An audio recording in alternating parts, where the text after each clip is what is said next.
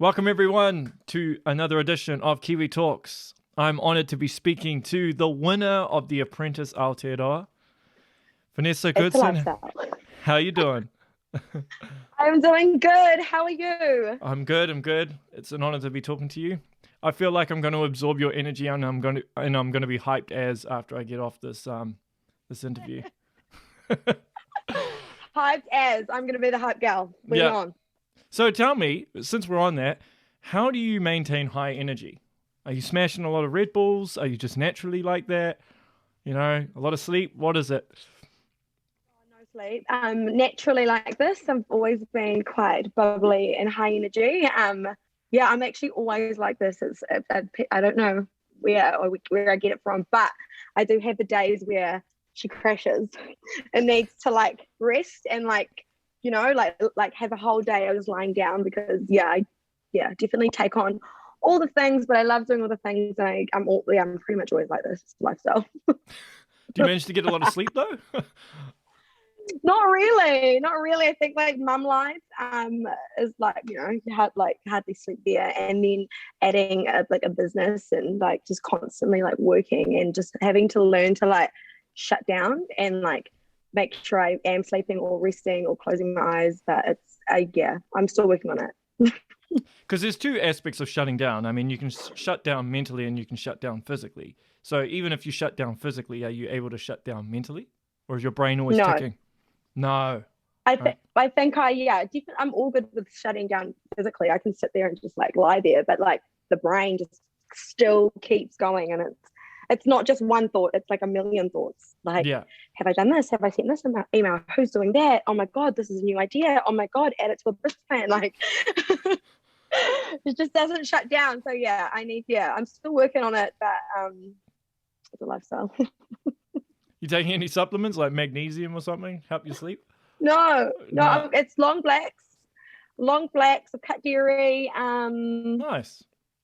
I think it's my phone, like definitely just like with like a device, and like it might be the lights or something, but it's definitely an addiction there. But I think it's my phone that keeps me working because there's so much going on there, whether it's an email or if I'm doing a mood board, if it's info, like, so if I put my phone down, it's easy. That's like the way I shut down. It's like putting that thing down and then it slowly shuts down there. Because I heard that on the show, you weren't allowed to have your phones. Is that right? No phone. No phones. We had to hand it over as soon as we turned up. And that was huge. Like, that was huge for me because, I didn't realize how much, I was on my phone. Like, it was a full-on addiction. But, like, it was the best. I literally thrived. It probably was my best self in there without having that as a distraction. It was not distraction. It's like work, work and life. Because how long was the show shot over? Like 2 months. 2 months. So 2 months without your phone. Yeah. So if you wanted to talk to your family, you'd have to do the whole old school landline.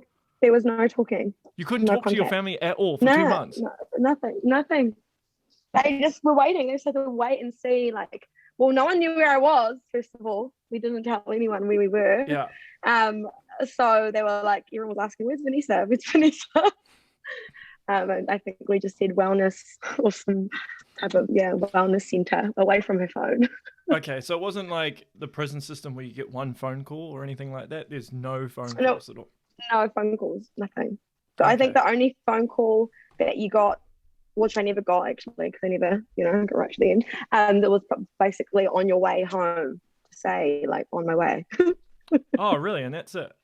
Yeah, and that's it. So there was no phones, and that was like a huge like thing for me because I was really out of my comfort zone, and that was where I was really put to the test. And I honestly felt like I blossomed in that time. Like, I could sit there and chill and like have a conversation with someone without having to like check my phone. Like, that was the best thing, because you observe, you're sitting there and you're watching everyone else and they're all like this or filming something or doing, and I'm just sitting there like not bothered. It's fine. I'm good. And I just sit there in my own thoughts. So yeah. Were you observing? 2021. Were you observing a lot of your contestants or competitors, I should say, watching what they do, oh, and like, I'll do this, I won't do that. Oh yeah, I think always like you're kind of always like observing and you're taking it in because in that moment that's my reality and that's what I was living in and like these tasks were my life and that was our goal was to get through the boardroom. So lots of observing and learning. Because when was the actual applications? Like when did it first come out? Like the auditioning process for The Apprentice? Because I don't even remember like when last year. Yeah, it was last year, but I think I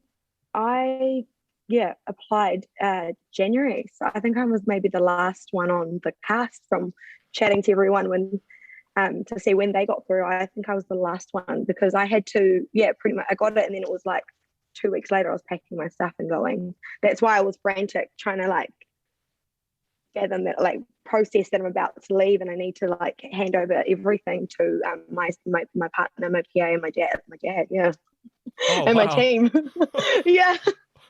Wow, that's pretty intense. Yeah. It was so what was the reason for you wanting to enter? Well, so I didn't see it coming. So I literally was just grinding, working, and then I got approached by someone on Instagram to see if I would be interested in applying. And I actually thought it wasn't real. Like I was like, oh, surely like this isn't like.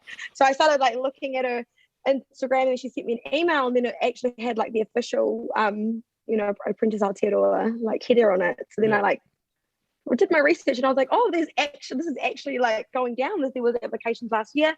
So I kind of just applied just to do it. Like I had a bit of fun with it. I sent this outrageous audition video. I love it.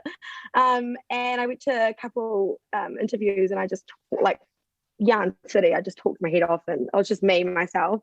And then when I got the call to say I got through, I was like, that's when it hit me. Like I was like, whoa, what? I'm actually going on a TV. I'm going on The Apprentice. Like this is crazy, and it's something I've always wanted to do. And I felt like I low-key manifested it because a lot of my friends would be like, Vanessa, you're hectic, you're crazy, you need a reality show. And these comments used to like that was all like things people would say to me last year, and then boom, next thing I'm on The Apprentice. Like the perfect reality show for me, actually. So you must have watched the show back. Or a little bit of it? No, you haven't watched any of it. So you probably wouldn't even know. No. Oh, okay. So you wouldn't even know how they portrayed you. No, like on the show, I definitely watched the show. I mean, I'd never watched The Apprentice before going on the show. Right. So I didn't even know what it was like. Okay, so you hadn't watched. So you hadn't watched the original one with like Donald Trump or anything. But you watched this one, the one that you were on. Yeah, I tried to do a bit of because I never watched TV before jumping on the show. So that's a good habit. I just did the random YouTubes here and there. So I tried to watch some of from The Apprentice UK, but I wasn't able to get through a whole one just because I'm not that type of person that can sit and watch a whole show. And then when The Apprentice Aotearoa is probably the first show I've watched in so long that I'm bang on 8:30 on a Monday. I'm watching it. Nothing is getting in the way of my screen time right now. I'm about to watch me on the TV. But it was I loved it. I loved watching it back. It was such a buzzy feeling, like watching, like reliving that moment and watching it being put together in a show, and it was amazing because that all happened and we did that, and I'm so proud of me and every the whole cast because like that was actual us, that was our personalities, that we created that storyline. It was great. Yeah, and there must have been so much stuff that ended up on the cutting room floor that you don't see on the actual show, right? Absolutely. We filmed like 16-hour days. Like they were long, like up to they were long days depending on like what the tasks were and that. But we were waking up early in the morning, and finishing like 7, 6, 7, 8, depending on what it was. But they were long days, but it didn't feel long because we were all together. and we were looked after so well. That's where I got the lifestyle. That's where it came to me when I was like, it's a lifestyle, because I was like walking around and people were like running around. Like I had little drivers and had like catering, and like I was just not used to like people doing all of that for me, because mum life, I'm usually running around after my kids. So that's where I got oh my God, this is a lifestyle. And then I eventually said it like in every sentence. So now. So how sometimes with reality TV shows is they don't really show exactly how it is. Was it exactly like that, like how it was perceived on screen? Or was it edited? Yeah, it was exactly right. It wasn't edited. They probably missed out on so much more that happened into that moment, but that was that. There was no spanner in the mix. That was pretty much team against team, and it was cool watching the other team and what they did and what they experienced and how they worked with each other. Yeah, of course. Yeah, because as soon as because like when we lived at the house, there was the boys' house and the girls' house, and then like we're obviously team Tahi and our team Mana, we're all like like opposite each other. And then when we did the merge, I was like, I think I stayed up with like Sade, me, Carrie, Sade, Liv, and we were all in a room, but half of us were on another team. So when people were like hush hush, because like we don't want them to like hear what we're doing, Yeah. So definitely when they mixed the team up, that's like kind of when everything started to like get real. Yeah, I bet it did. But in a good way. In a good way. But it's like, from what you can see on screen, there's a really good camaraderie in both teams. So you must have built a strong bond with quite a few people within the house. Yeah, we're honestly like a family. Like all we had was each other, and we were all, missing home, and we're all missing our life. But the best times were when we finished filming and we're at home and we were, winding down after a hectic day and like letting go of the anxiety of what's going to happen tomorrow. Especially like the day before the boardroom days, we're all like, oh, this could be our last time here together. Like we need to like enjoy the moment. And we had like beautiful family dinners, and like we, like old school as like watching like just sitting down and like playing games or quizzes. And I think I even did like an auction rap battle. Like we all entertained each other, because we like literally had nothing, like no communication with the outside world. We like had to enjoy. And then I got into a routine though. Like I actually didn't go in with a watch. How crazy is that? Because I relied on my phone for the time. Right. So I actually got in my own little body clock that I was actually waking up myself like around 6 o'clock every morning naturally, which buzzed me out because I've never been that routine kind of girl, Yeah, fair enough. How long were those, the boardroom meetings? How long was the duration? It depends. Like some, like, because I know they only show like 7 minutes of the boardroom at the end of it. Nah, we were there all day. Like it was a long day. And we knew like going in for boardroom days, we know if you're going to win, it's going to be great for you because you're going to go on a reward. But if you lose, you're going to be in there all day, and the pressure of just having to like go against your team, if that makes sense. And I never really experienced that. So when I was in the boardroom with Kennedy, that was my first ever boardroom, and like I remember that day so well. I still get triggered when I think about it, but I kind of didn't know what to expect, and I think I drank like, I don't know, something like 4 long blacks just before I went into the boardroom. And I was buzzing, and I was singing, and I was like rapping, and I was dancing, because everyone's so tense because they know what's about to happen. And I remember Mike was like, Brandon, this has no idea what's going to happen. And I was just trying to like, get it, because when I can feel when people are feeling intense. I can feel when the room is like that, and I naturally just want to be the one that makes everyone feel a bit lighter and happier. So I did all of that until I walked into the boardroom and actually realized what I was going to have to go through. So I was fully, I don't know if it was a coffee come down, but it was a emotional time in that boardroom, because I was having to go up like against like Mike and Kenny, who were like my two best friends in the house, like in my team, because we grew like such a solid team with like actual family goals. But so that was rough. That was probably the hardest. And then the boardroom with Mike. So those were my 2 boardrooms. I've only seen everyone else's, but my ones, so emotional, and it's such an intense time in the competition as well. So yeah, I get triggered every time I think about it. Because you're getting mentored by Mike Pero now. Yes, I am. Oh my God, that is the bag right there. That is the prize. Yeah, because how many sessions have you had with him? I've had one, but man, yeah, he is a boss. Yeah, he's taught me so much. He is a boss. What do you mean he's a boss?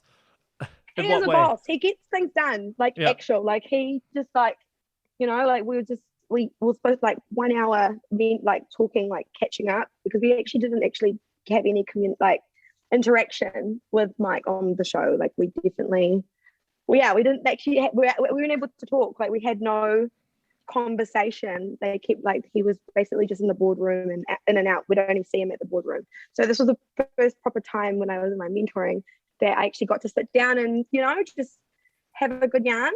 And it was amazing. Like, and he has just taught me so much, and he's how can I even get into it? Like, he's just so fast at making things happen, you know. And I'm like, I'm trying to catch up, so I'm like trying to like impress. I'm like, I need to reply straight away because I'm not really good on the admin front, but definitely I'm getting way better because he's teaching me a lot. That's cool. Well, I suppose always with admin, you can always hand that over to someone else, right? If you wanted to. Yeah, I do. I have a girl, my one of my guests. She does all my admin for me right now. But it's just gotten so much more since the show. And yeah, I think now I know where I'm at in the business, and it's here to I'm here to drive it, and just work on becoming a better, stronger, quicker businesswoman, because I've got this vision of where I want to go, and Mike has definitely inspired me, and he's hyping me up. So yeah, he's the boss. That's that for me. That's the prize, is working with him, because that's something that like I've needed for so long, like someone like him to teach me all these things. Yeah, because I'm just self-taught over here. Well, yeah, sometimes that's the best way though. But so what did you? So you win $50,000 to your business and mentorship from him. Was there anything else that you get? I can't even remember. No. So those were the two things, right? Yeah. Mm-hmm. Oh well, that's more than enough, I'm sure. That's more than enough. Like, like the money, like that's like there's already a plan for that. That's like we're already doing that. I started doing my business plan pitch as soon as I finished in that boardroom. So from the time we finished filming right up until the launch day, I'd been working on my balloon gala kits and my rebrand, my website, and and just like all the things that I learned on the show, I started implementing it in my own business, and I started training my team. Like, I realized like there was so much work to be done. So I was pretty much busy doing that while the show was on. And then now that the show's finished, everything's kind of launched. I've already done half of the things that I've wanted to do. Like, I launched my balloon kits, and now I'm just working towards the other 69 pages on my business plan that I had. And that's where Mike come in, because he's helping me,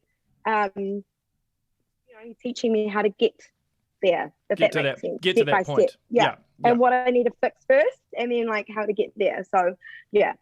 That's cool, man. To have someone of that caliber, giving you the ins and outs. He's amazing. Yeah. Have you noticed a bit of a trajectory in terms of your business since you came off the show? Like, it's just gone in people terms of in being interested in your business? Yes, definitely way more brand exposure.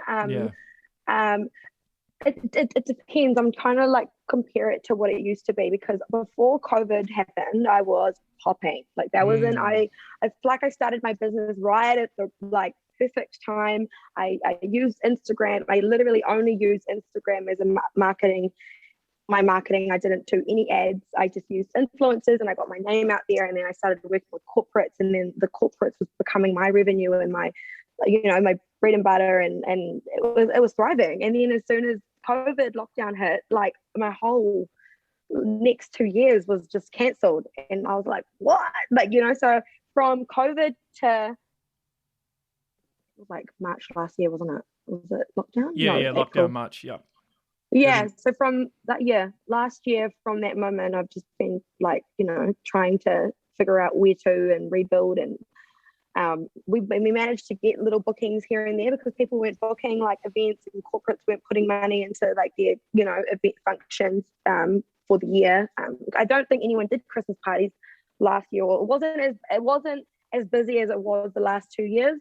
But I can now say August is definitely, this is where I'm at. This is how busy I was a year ago. So, and I think that is a lot thanks to the show as well. So yeah, I love it. I'm loving that we've picked up, and I've been able to like expand. Yeah.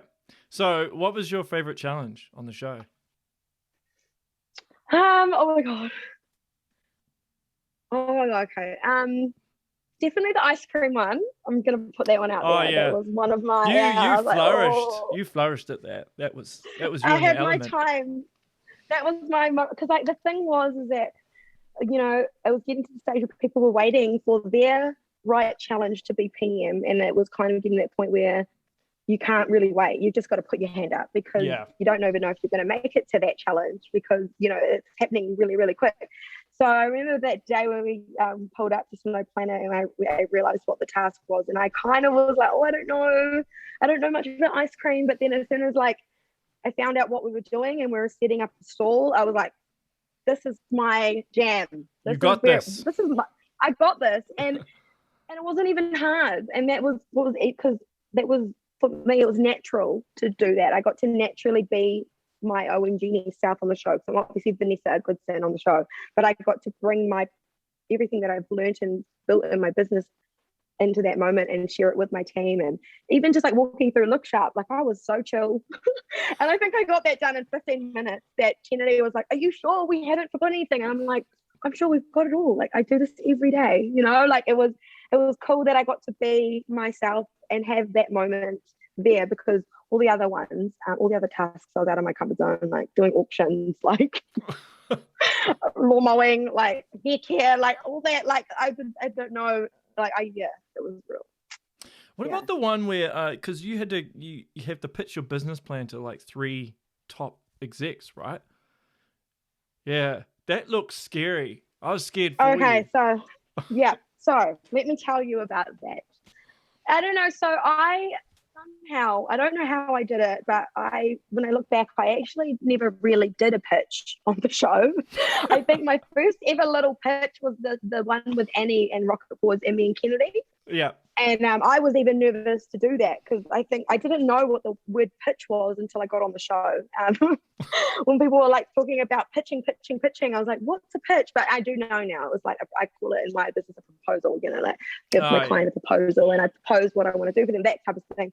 So every time the pitch team would come back after, you know, the tasks, I would hear the stories, and it kind of like freaked me out. So I don't know how I never actually got onto a pitch team, but then so when it got to the final, I had my first pitch, and it was the most craziest pitch ever, and it was about my own business. It was like my business plan. It was like everything that I was there for that moment. I've got it in the bag, and now it's up to me to deliver it. And it was the most scariest thing ever. I've never been so scared in my life. I think I cried just before I went on stage, and Mike and Sade, they prayed, and we did breath work to calm me down, because I was so anxious and I was so nervous. I was really pushed out of my comfort zone, and I think it was just the pressure of that moment, you know, like just processing what's about to happen. And I got on that stage, and I was excited to learn this business plan like in an hour, and I had to kind of remember it off by heart, like this new plan that we put together based on the feedback from the interviews. And that was probably the most scariest but most empowering moment I've ever had in my life, because I think halfway through that pitch, when I watched what the team did for my advertisement, and my ad came on, that's when I came back on. That's when Vanessa Goodson came back, OMGNess came back, and I was able to be like, here I am, all right, she was a bit scared before, here I am, this is what I want, let's get it. I'm OMGNess, welcome to the business, that's why I'm here. So that was a moment so scary, but I did it. And when I got the feedback, and I got to talk to the panel, and it was very emotional. It was amazing, empowering, and because I imagine the whole ride must have been a bit like this, like a roller coaster in terms of emotions.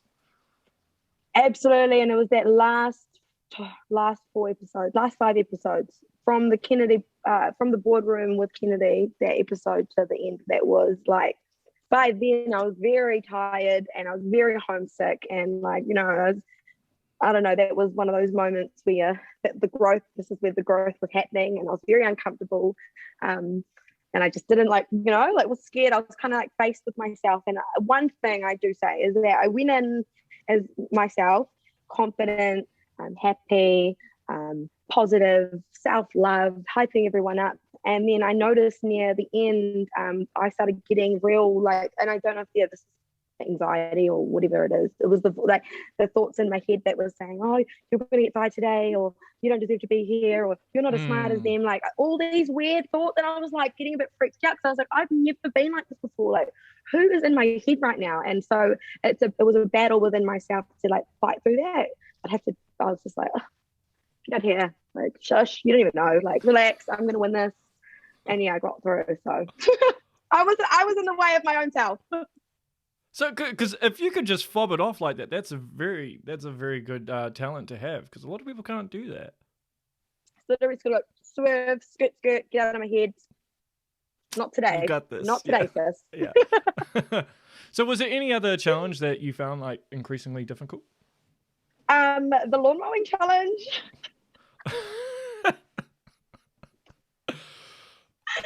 That was I was actually so worried about to watch the episode. I don't know. That was so uncomfortable. Like, I just can't even deal. I just didn't know how, and I think I must have forgotten how fun that day was, but it was also very exhausting. I'd never picked up a lawnmower or one of those whatever the sword things are. What is it called?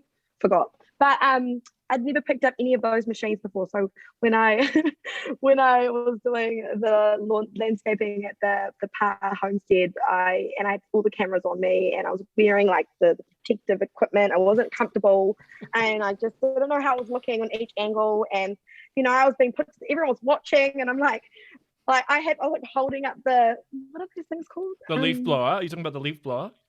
No, the one that the sculptor. Oh, the hedge trimmer. The hedge trimmer. Yes, that was my thing.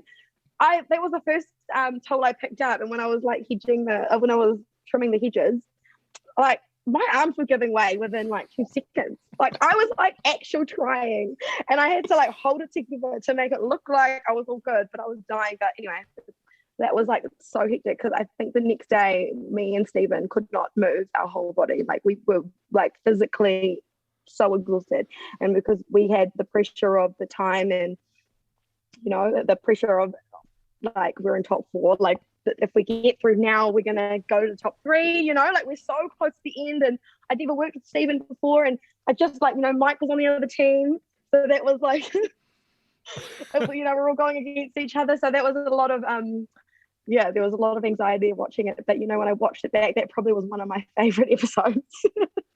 Yeah, well, you look like you kept it together for the two of you. Steve hit the landscaping, and he looked devastated. I mean, I think I'd probably be the same if it was me. I'd be like, oh no, shit. Yeah. But you helped him. Yeah, you helped empower him. Yeah, I was like, come on, get up. It's fine. It's not even. It's just a plaque. We can replace that. In your head, did you actually think it was fine, or were you thinking in your head, "Oh crap, are we going to lose this?" I was like, it's fine. Like that thing's only like $20. I've got a supplier who can do that. Like I get it. We can apologize, but we didn't actually break the thing. And I just like, maybe that was a time where we needed to slow down, because like there were so many near misses. Like health and safety were just not about it. We had health and safety pulling me and Stephen like aside and being like, you're too close. You need to stay away from her, because we were just running around with these like tools. And it was. I'm sure our health and safety lady was just on the edge. Is it weird though when you've got like a camera crew following you around everywhere? Not to mention, Mike Perro's got obviously a person manager for each team that's kind of just taking notes while you're talking. Everything you say and do, they're kind of writing it down. Honestly, the cameras, probably the first 3 days, it was a bit weird, or like it was like quite nervous, or I'd be worrying like what they've got on camera. But then you just forget they're there, and their production become your family. You're with these people all the time, and they're like, like it's I don't even notice when the cameras are there because I just forgot. But it was the advisors. I was always like on edge if like Cass or JT were around, because like we weren't allowed to talk to them either. So they had their poker face on, and you're always wondering what they're writing or what they're thinking or what they're going to bring to the boardroom, or But we're also mic'd up all the time. So whatever they were listening. I didn't know that they were listening. So you're mic'd up all the time. So so interesting. Like whoever like was having to edit or like put it together, they would have had so much fun listening to all our conversations. Yeah, and it would have been so much stuff to sift through as well. So it was, I got used to it really quickly. And you honestly, you don't even think about it, because all you think about is the task. Like you forget they're there, and they're actually capturing like all these beautiful creative moments, and also real like stressful, tense emotion. And I think there was one. It was the branding room when I was with Gabe doing the hair care bar, and I had my little moment where I had a little cry. And like it was, they were like, I didn't want to cry in front of the cameras, but then I kind of just just let them just film everything, because that's what I came here for. Like I'm like, this is all part of the process, and this is who I am, and I get very I'm very passionate, and if I am not looking after myself, like as in like getting the rest, or if I'm taking on too much, I overthink a lot of things, and I have a bit of a emotional outburst. That's my way of like breakdown, as I will just have a little cry, and then once I have the cry, I'm good. Like it was so funny because I did that, and then straight from that crying design room, we had to go straight to pick the props on the other side of town. So I remember jumping in the car with Gabe and being like, I'm so sorry, at a moment. And then we got to the props place, and I was a brand new person. I looked like I had a bit of bipolar. I was like walking around, and I was like, Gabe, we'll have this, we'll have that. And I was like in my element, because I was in like a prop store, which is my jam. And Gabe was just like, wow, you just went from like there to like completely different people. So it's all just part of my creative process. So what was your favorite winning thing? The pamper package, I suppose, when you won a team, a prize. A team prize. What was the favorite one, or the one you enjoyed most? I'm trying to think of all the ones you've had. Like you had a massage. I've had a few actually. I've had 7. Oh. When I was in the boardroom, I think they were like, Vanessa's had 7 wins, and Stephen looked at me and he was like, what? And I was like, yeah, because I was Team Tahi before you. I think I had 2 wins from Team Tahi, and then So anyway, it was there's a few. I definitely liked the go-karts. The go-karts was fun, because I think that was that our first win? No, second. Yeah, the go-karts, and then the massage. Well, I got 2 massages. So yeah, the massage was definitely, I really needed a massage at that stage. So love the pamper things. I won't say no to that. Now I have to ask you about the Hamilton one, just because I'm based here, and some of the people who are on that panel I actually know and I've had on this show, so it was just funny. It was funny to watch it. Because how was that? So you obviously arrive at Rainbow's End and they tell you got to do something for Hamilton. So did you spend the whole day there just doing that entire part for the team, or was that over a couple of days? Day 2 was the Hamilton day. So the first day we did the research. What did we do? We did the research.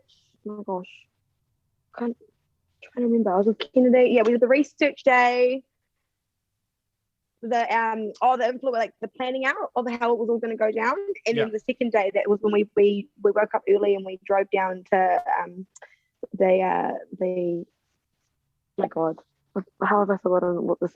My brain is not thinking right now. We drove down to Hamilton. We took the diner and the Cars Museum. That was it. Yeah, and we did like the whole. That was the best day. Oh my gosh, that had amazing food. I was loving it. We got to have lunch there, and oh my God, they spoiled us. It was delicious. What did they get? You guys need to go to the diner. I think, what did I have? I had a burger. Oh no, I got waffles. and I got a massive milkshake. And because we did some filming on the food, I got to order like all the food things and do a quick snap. So I all the food was great. The Cars Museum was beautiful. I loved it. I had the best day because. And the thing was is that when we went to the Cars Museum, like it was like a contained space. Like we had we didn't have long to get all those shots done, but we were able to manage to run around the whole like place and do it where the other team, they got the gardens and they had to like try and run around the whole place and like try and film each, area. So we wanted the gardens, but they took it first. So we ended up with the Cars Museum and it was a vibe. I had fun. And it was fun with Kennedy and Gabe and just the vibe of being in Hamilton. It was cool. I love it. So with every morning, do they provide you with breakfast or what? Like in the mornings, you know how you get woken up at whatever hour in the morning, 5 a.m. or 6 a.m. Yeah. Like, or you got to be here by 7 or whatever. Do they provide you with a breakfast or do you have to have it while you're in the car on the way there? Do you actually get provided lunch? Yeah. All of that's provided. It's a lifestyle. So Simon, shout out to Simon. He was our house host and he was like our mum, our auntie, he was like that. He did everything for us, and that was why I'm pretty sure that was way above what he was actually there for. But he did everything for us. So when we woke up, because he loves to cater and host for everyone, and he had all the cereals lined up. Mike had his eggs over there. Kennedy had his up and goes. Like we all got a shopping list, and we all got to put like what we like down, and then he would do the groceries, and then we just help ourselves. And but he would always have it set up. It was so cute. I miss that. I'm like, someone do that for me at home. You could train the kids to do it at some point. I know, at some point. Oh my gosh. But yeah, and then near the end, like the last week, Simon was bringing me up scrambled. Like I was like, while I was doing my makeup, he was coming up and giving me breakfast. I was like, oh my god, this is a lifestyle. Like, but he's the next. He loves me. I love Simon. Because how much traveling did you have to do? Because you're in the car a lot, and obviously everyone knows Auckland traffic is bad, really bad. Oh yeah, well we were pretty central, so we were in Greenland, so the places that we were like going to weren't far, but we did a lot of time in the van. We did waiting in the van, holding in the van. So honestly, I miss those vans. It was like luxury. I think we were like in a Mercedes van, and so bougie. It was comfortable. You get lots of waiting around the vans, but honestly you just forget because you're thinking about the next thing. Like you're thinking about where you're going and what you have to do there and what I have to remember, because you've only got like a book and a pen. There were no calculators, there were no like you can't research anything. It was all like in here and you just swing it. Yeah, and I suppose you got the camera guys, and the camera guys are in close quarters, right? So they'll be like right there next to you, kind of. Yeah, right in front of me, actually. Yeah. Like, Nati was my camera guy. He was right there, and then you had your soundy in the front, and your storyteller, the person who's there was like capturing everything. And you've got your team, but you pretend like you actually. They don't like that. They're not really there. That makes sense. You kind of forget. Really, you forget that they're there, even though they're like right here.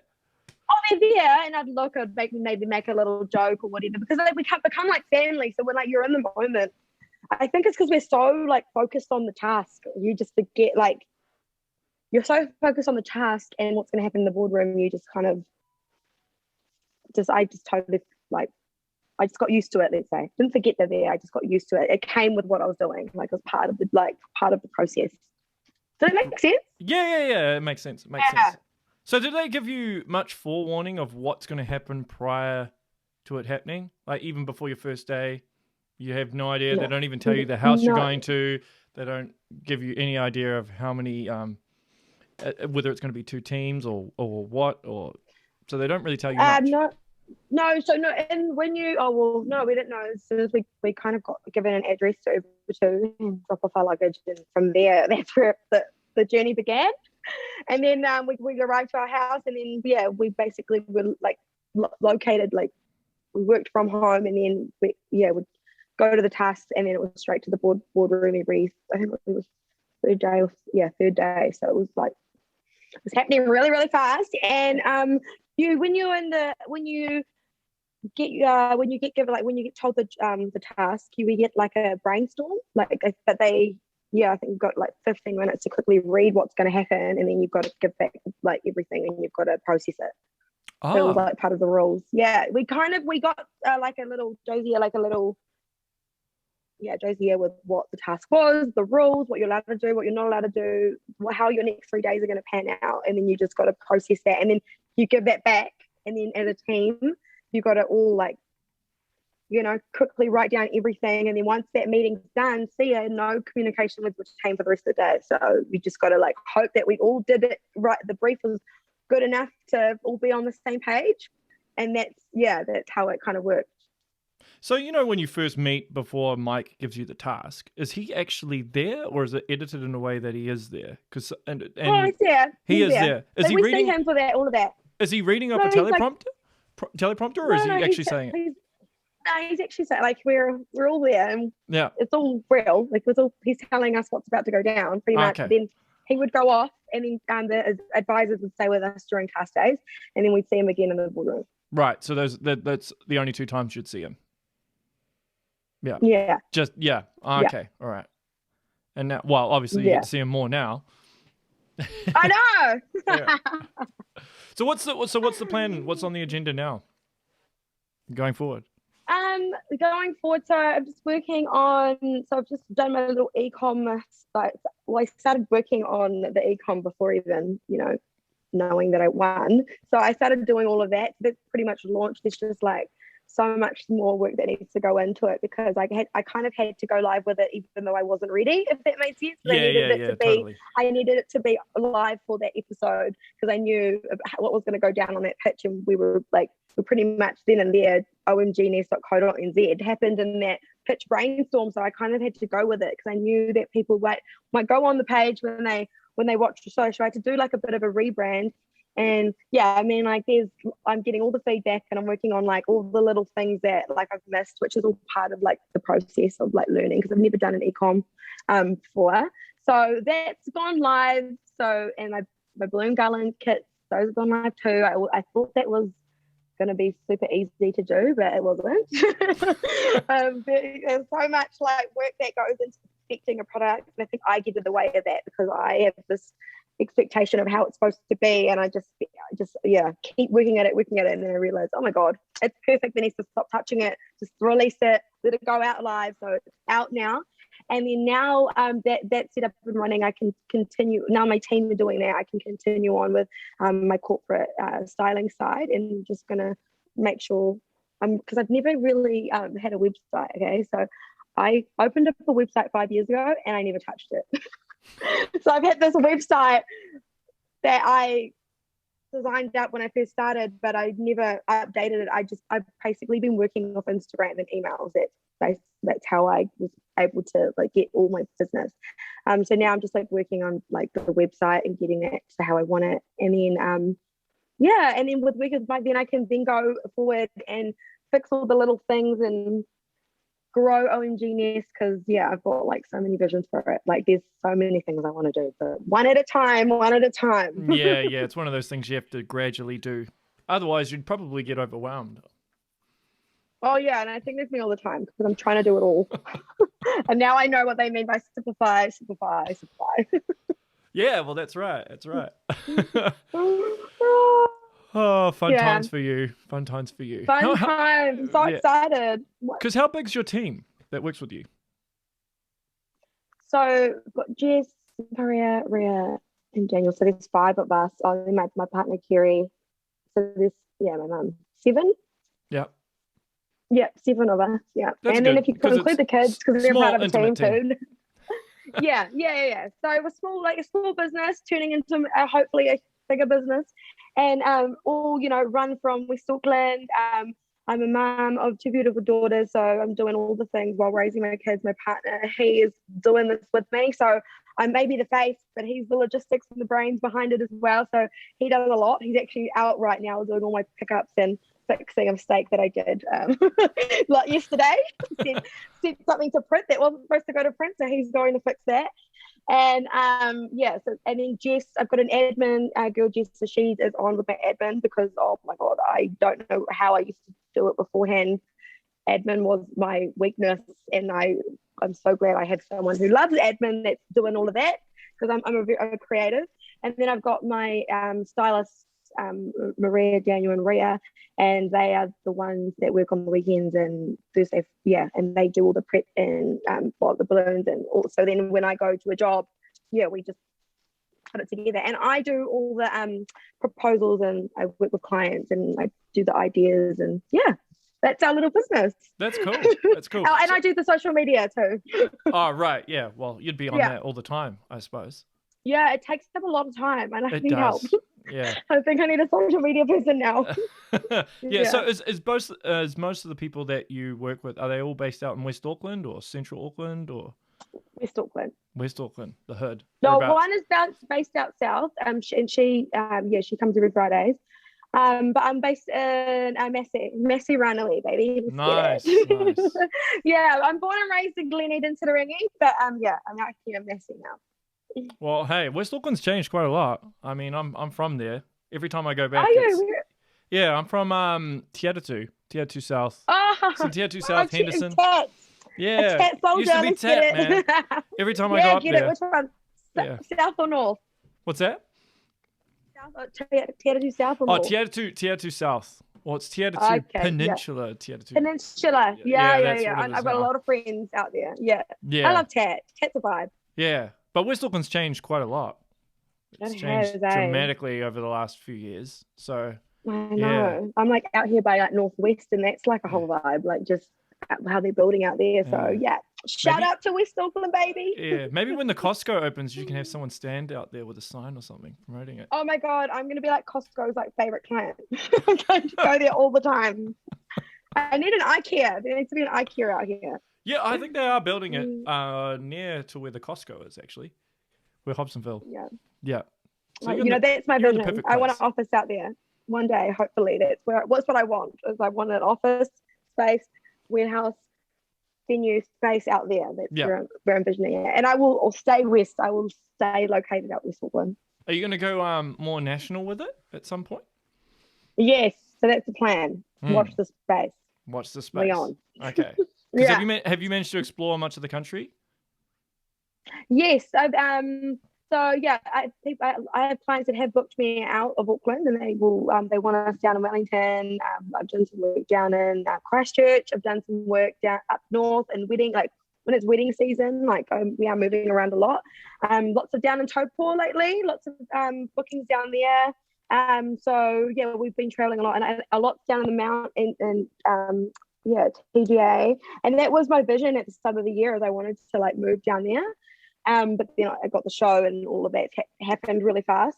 So I really want to go everywhere. So that's what I'm basically working on, is I'm working on my brand so I can get it up and running more efficiently and learn all the things, and then hopefully you'll see us pop up everywhere else. Nice. Cool. Well, hey, I'll wrap up there because I know you're busy, fast. You got a lot of things to do. I talk so much. I'm like, I haven't ramble. I hope it's okay. I know that's all right. Look, I actually prefer it. I prefer to have a guest that talks a lot, because if they don't talk, then I have to try and carry the conversation, which I don't like to do. I don't want it to be about me. It's about you. It's about you. Man. Oh my gosh, I know. Because I watched one of my interviews that I did with stuff. I think it was the day after I found out I won, and I knew I was doing a Zoom interview, but I didn't know they were recording. So I posted it, and I watched myself, and I was like, "Fuck, I talk so fast." Oh, sorry, I'm swearing. No, you can swear. Sorry. You can swear. It's all good. I can it's swear? all good. Yeah. I was like, "Fuck, is that how I act?" Oh my god, I talk so quick. Wow, it must be so intense to watch me. I'm either frustrating or I'm funny. Well, Kiwis are known for talking quick by world standards. Yeah. I hear myself back and I'm like, man, I talk quick. Yeah. So don't worry. And I'm it's the all worst good. storyteller too. I'm the worst storyteller. I'll tell you a story, and then I'm without finishing it, I'm telling you another one. And I get real distracted. So if you guys are watching this right now, I'm going to get better. We're on. This is literally how I talk every day to people. It's a lifestyle. Awesome. Well, hey, I am probably hoping to get married sooner than later, so I'll holler at you. Okay? Holla chat and make sure, hen's party, stag do's, I'm your girl, and then your baby showers. Okay. All right. You got me. You got me sorted. And then mum's birthday, dad's birthday, sister, the whole family. Just need some OMGNess in your life. Let's get it. Awesome. So where can everyone follow you? So you can follow us on at omgness.co.nz. You've got me on Vanessa Good on Instagram, and then we've got a new website which is www.omgness.co.nz. Ooh, smooth. That's a rebrand too, by the way. You got it. You memorized that pretty well. You got that down pat. Yeah, we on. Yeah. Well, Ness, it's been a pleasure. Thank you so much for doing this. Thank you so much. Love that for us. Yeah. If you want another, podcast co-host, whatever, I'm down. You're down? Okay. I'll keep that in mind. All right, let's get it. Cool. All right, that's the show, everyone. All right, make sure you share, See you later. That's the show, everyone. Make sure you share, like, and subscribe. And until next time, stay safe and support the girl, Vanessa. It's a lifestyle, guys. It is a lifestyle. All right. See you later, everyone.